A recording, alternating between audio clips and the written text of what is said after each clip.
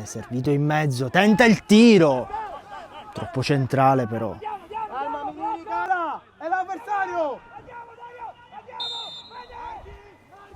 Battuto il calcio d'angolo, pallone che rimane ancora in aria.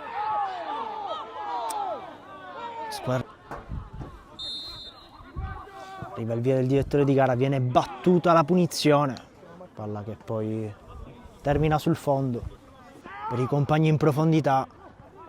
Ci arriva il numero 9 del San Giorgio Piana, poi palla che spacca la traversa, ma poco prima aveva fischiato il direttore di gara. Poi pallone su Neri, pallone in mezzo a cercare Secan, però passaggio un po' impreciso. Pallone in mezzo, grandissima occasione per sbloccare il match sulla testa di Yam, che però non riesce ad inquadrare bene lo specchio della porta. Sanasardo va a servire il compagno all'altro lato del campo, che ha una grande occasione e tenta il tiro, poi respinto dal portiere. Nel tempo altro lancio lungo. Tenta il tiro da fuori area il numero 9 del San Giorgio Piana, poi ancora un altro tiro respinto al portiere. Ancora la palla rimane in aria.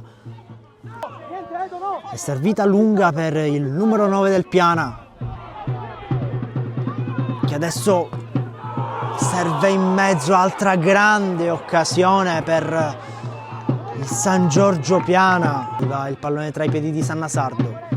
Sanasardo va a servire Secan, che prova a mandare il pallone in mezzo, ci pensa Sanasardo, non riuscendo però a trovare la testa del compagno. Lotta sul pallone Martinez, poi Barbara sul pallone. Arriva un'interessante palla per il numero 9 del San Giorgio Piana, che non riesce però a concretizzarla nel gol del vantaggio.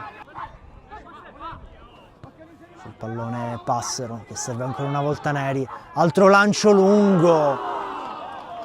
Grandissima occasione. Lancio lungo di Cesai dalle parti di Secan, che spreca un'altra grandissima occasione. Lancio lungo di Minnini. Cercare Ribaudo. Poi pallone tra i piedi del numero 13, che riesce a trovare il gol che sblocca la partita. Tutta la panchina entra in campo. In questi ultimissimi minuti, se non ultimissimo minuto. Pallone in aria e poi si trova il gol che rimette tutto in parità. 1-1 allo stadio Lee Cauli di Piana degli Albanesi. Sembrava tutto fatto per la Parmonval.